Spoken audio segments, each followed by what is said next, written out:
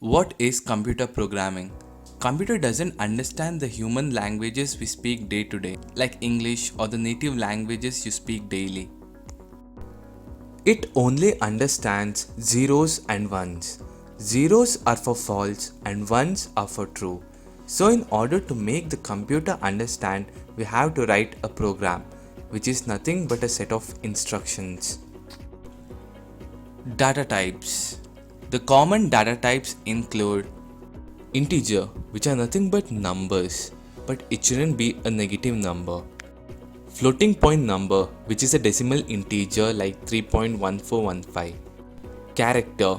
A word is called a character, for example small a. String.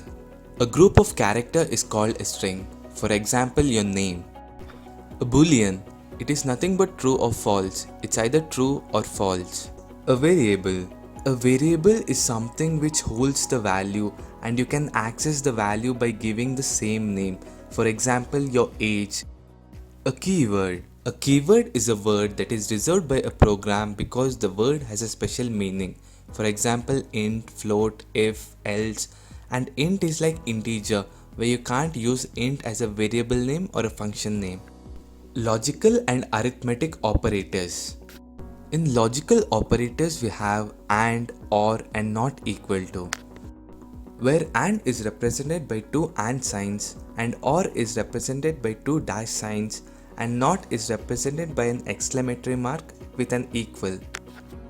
When you write an if condition, both the conditions should be true for and operator, and for or operator only one condition should be true, and not equal to shouldn't be equal at all.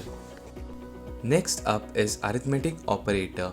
These are the basic mathematical operators such as addition, subtraction, multiplication, division, and modulo.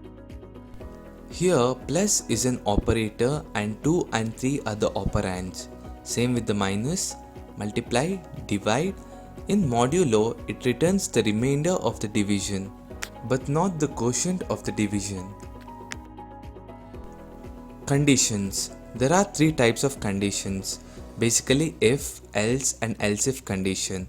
To understand it better, let us take an example. You go to buy chocolates. If you want a dairy milk, return home with a dairy milk. It's an if condition. Else if you like sneakers, return home with sneakers. It's an else if condition. Else grab a 5-star. It's an else condition.